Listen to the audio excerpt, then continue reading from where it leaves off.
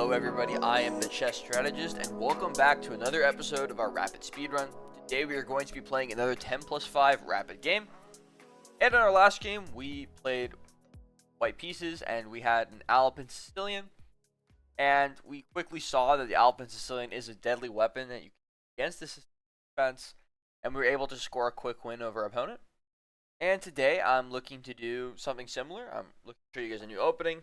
Maybe a new strategy you haven't seen before so that you can elevate your chess game. So without further ado, let's just get right into it. And I have been feeling like I'm starting to get a groove with these videos. And our opponent has a board game. We'll get a new opponent. Starting to get a groove with these videos, making them more consistent. I feel like I'm trying to improve every single time. And I hope you guys are seeing that. I'm putting a lot of effort in. There is going to be some new content coming out in the near future. Stuff that we haven't seen before, and I just want to hear your honest feedback and comments on that video. So when that video does come out, a comment just telling me what you think of it, whether it's good or bad or whatever, I would really be appreciated. And it looks like we do have the black pieces today against Jens Monk. So good luck, Jens Monk from Brazil. And let's see what they play. Our opponent does go with e4. And I think today we are going to go with the Caro-Kann. The Caro-Kann is a very consistent opening. Allows you to get a very strong center. Also develop your piece very nicely in a lot of positions. So you're going to play c6 and d5. That is the Caro-Kann. And our opponent can go for a few different moves here. Most popular being d4. Another one is knight to c3. That is also a popular move. We're going to go with d5 in every single variation of this. Pawn in the center, and our opponent plays 4, so they are transposing, and generally this knight can be a liability for white in a lot of these positions because you'd rather have the pawn on the square c3. But we're just gonna keep developing our pieces. Our bishop is gonna go out this nice f5 square where we're attacking the pawn, or at least creating pressure on the pawn, and we're gonna be able to play e6 on the next move and develop our dark squared bishop along with our knights. So I like the Caro-Kann for a lot of reasons, and the main reason being though is your pieces get such nice simple development. In every single game you're going to have nice development for you, and that's just a great thing. A lot of other openings you have to deal with subpar development for your pieces, is black especially, and here we just get great development. We get excellent piece placement. And we get to castle to the king side every game. It's excellent. And we also get this c-file to play with, which is nice. Alright, and our opponent does play bishop b5 check. And that can be countered simply just by developing our knight to c6. And our opponent does develop their knight into the center here, trying to create some more pressure on our knight. And that's also fine with me. Here, we have a few different options. One option that I do like is playing queen c7. The other option we have is rook to c8, which also puts another defender on the pawn. Basically, this knight is defended once; it needs to be defended twice. Defend it with this knight, but I don't like that because we're blocking the development of our bishop. So I'd rather do it with a heavy piece. And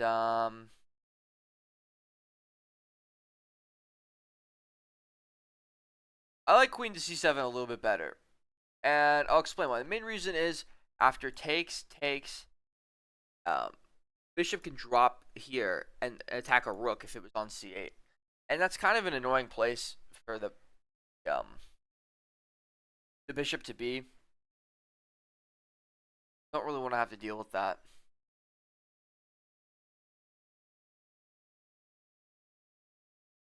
Also, the queen is just a nice piece on this square. We can create a battery eventually with bishop to d6 here, creating an attack on this pawn if our opponent castles. So, yeah, queen on c7 is just a nice square for the queen. And, yeah. So, what is our opponent's next move likely to be? Well, there's a few different moves. I think moving their bishop would kind of be a bad move, because they don't really want to break the pin. They don't want to allow us to take and win the pawn in the center of the board. So I think any of these bishop moves are kind of bad for our opponent. I think a6 would pretty much force a trade of some kind, because any loss of the pin from the opponent's bishop would allow us to take twice here and win a pawn and also give a check. So I'm thinking here our opponent's probably just planning on developing their dark sword bishop, or they also could be planning to castle. I think bishop to f4 would be a nice move for our opponent.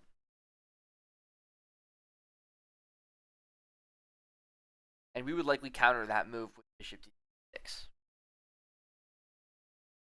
But alright, our opponent is in the tank here. What are the other options we have? Well, we always have this move knight to f6, which I feel like is an excellent move. Developing our knight so we can start accessing these central squares that we have control over. And f6 might be considered in some of these positions, but it's not the greatest option in the world for a few reasons. One being the queen's going to come out and give a check. That's kind of nasty. We don't want to have to deal with that, really. And our bishop is not under fire for now, but I think the pawn is better on f7, creating this pawn chain, than it is on f6, just knocking the knight away.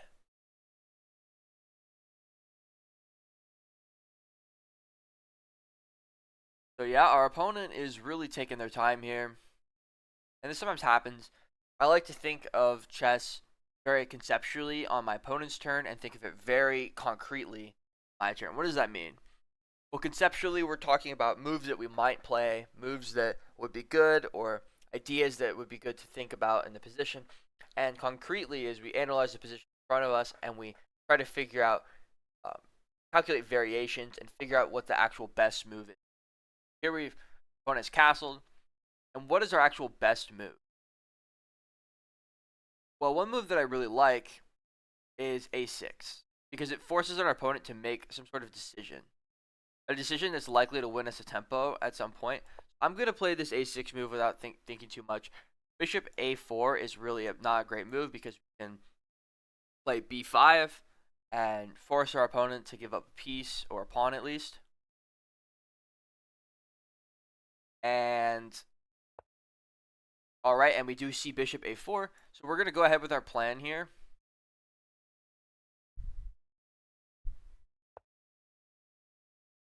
Of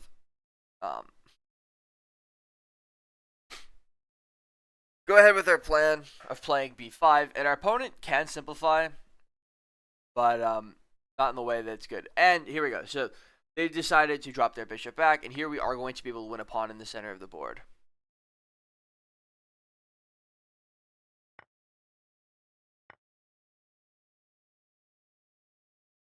All right. Now, we have won a pawn in this position, but what have we sacrificed for it?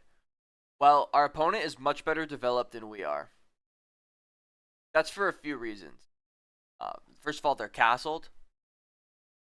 And second of all, they have their bishop and their knight out, and we only have one bishop out.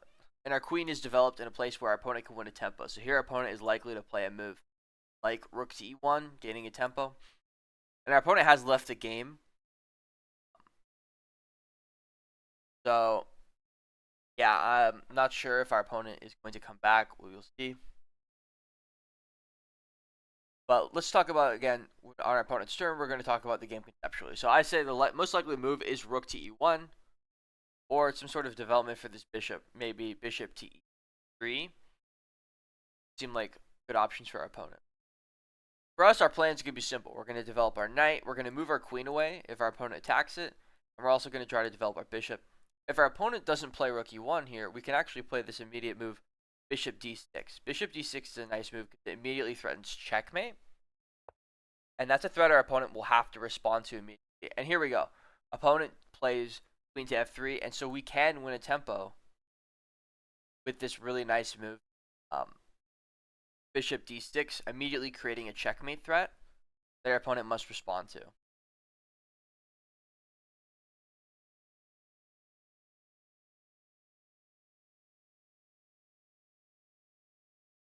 And our opponent is getting very low on time.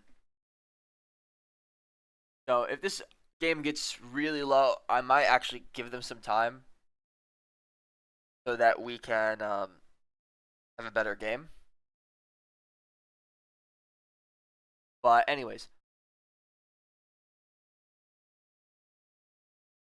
now one thing we noticed is our opponent has weakened their light squares very heavily here.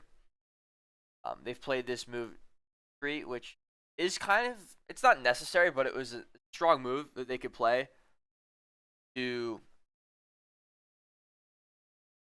word. Kind of make sure that they are able to play the game. Because without this, it's going to be a looming threat on H2 that their opponent might not want to deal with. And I want to preemptively deal with this threat that our opponent is proposing.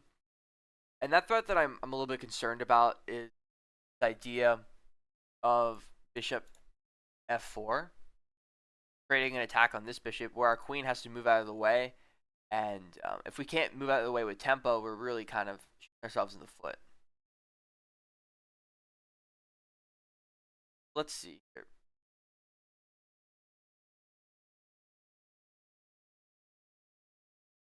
We can also drop our bishop into this point, basically whenever we'd like.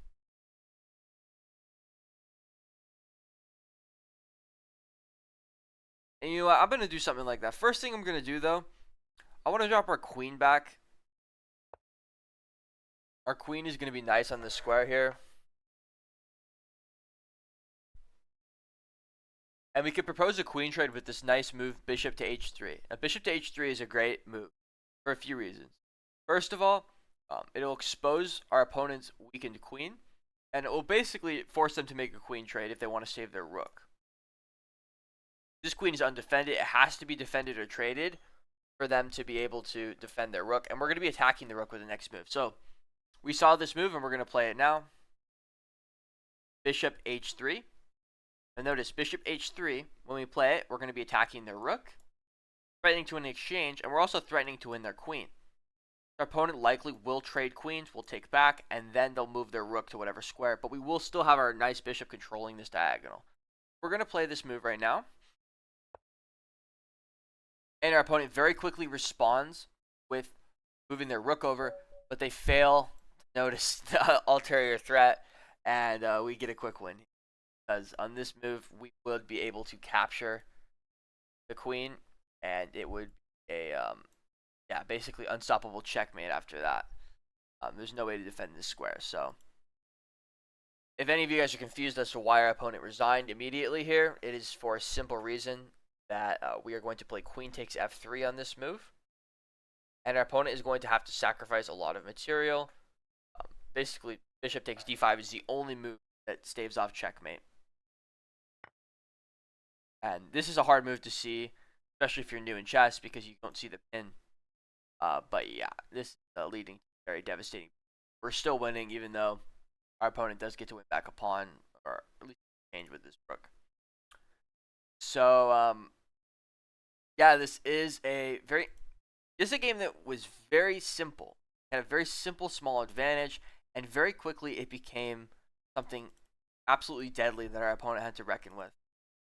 And I'd like to just go through it from the start. And this is a variation you'll get a lot in the Caro-Kann, where your opponent decides to play one of the knights out instead of playing d4. And you get a similar position. Now, if you know anything about pawn structures, one thing you want to notice is... let me go back. One thing you want to notice about this particular position, it comes up a lot in d4 opening. Get this kind of position, and comes from something called the Jobava-London, where you've simplified the c-pawn or the e-pawn. So one side's missing an e-pawn, the other side's missing a c-pawn, and it's called the Carlsbad structure. One thing you have to know about the Carlsbad structure is that you want to have pawns on c and e6. The ideal structure is something like this, where you've got a three-way pawn chain, and that way these pawns are incredibly well defended. But what we get here is our opponent allows us to get our 3 pawn chain, but they never create their own.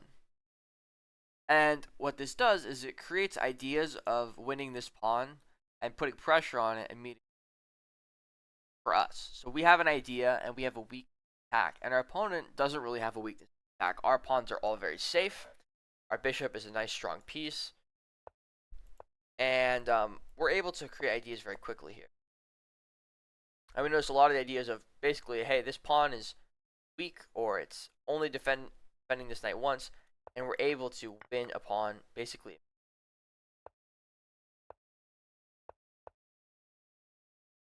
And we create pressure as much as we can here in a lot of these positions. I thought dropping back the knight here would be a nice move, because if I went for a move like bishop h3 here, I was afraid of this response here. Bishop to f4. Bishop to f4, bit of a nasty move in my opinion. And yeah, there's a lot of different ways it could go wrong here. And it's mainly because there's not really a good way to defend. I mean, all our pawns are in the way of the queen dropping back to defend it. We'd be losing a piece here. So seeing this variation, I decided to move the queen out of the way first, then the idea of playing bishop to h3. And this is a good move for the reason I just we actually saw in the game. It's a really good move because of that, but if our opponent played this variation properly, like trading queens, capture back with the knight, our opponent develops their rook, and then we can castle. Right. And in this position, we have a nice position. This is a nice position. Why? Well, first of all, we have these weakened light squares, and our bishop is taking advantage of them. We have a dark square bishop that's ready to deploy, and we can start fencing our pieces in the center of the board and creating open files to attack with.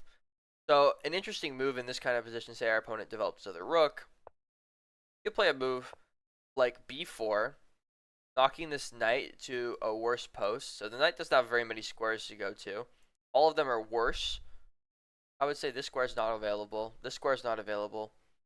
Go here, go back. Say it goes here. Now our knight can jump into the center of the board, giving us the option to win the bishop pair. And also we could follow up with, like, for example, our opponent plays, I don't know, let's just do a waiting move here. They want to drop back their bishops. We don't have the option of trading. And we can develop our bishop to c5, creating a double attack on this pawn. And we're seeing here our opponent is starting to have to deal with a lot of threats. All sorts of threats on their position. And after that, our rooks are going to come into this d-file, create pressure here. This is going to be massacre once we get all of our pieces developed. And it's going to be because of these, our excellent bishop, our excellent knight, our bishop, our other bishop that's going to be deployed, and our open file. Meanwhile, this bishop is biting a granite. This knight is too far into the camp, and this bishop's on an empty diagonal. So, alright, what did we learn from today? First of all, check your variations. This is a very simple mistake from our opponent, and they saw one threat, but they didn't see the other one. And the patience. Saw this move bishop h3 early, and we thought, well, what's the response that our opponent could go with? After this, we saw this bishop f4 move, and we didn't go for this move immediately because we saw this. Wait one more move, played a move that sets up something a little more devious, and when you play tricky moves like this, your opponents often fall flat. And that's what we saw here. Our opponent way too hasty in moving the rook and forgot about the hanging queen. That doesn't give up mate completely, but is pretty damn close. So, alright guys, I hope you enjoyed this video, and when the next video comes out, you guys are going to see it's going to be a very special video, and I'd just like to hear your opinion on it. So don't be afraid to drop a comment on this video or the next video. Just tell me what you think. I'm always open to feedback and criticism. I'm trying to grow and improve as a content creator, and I hope you enjoy the rest of your day. See ya.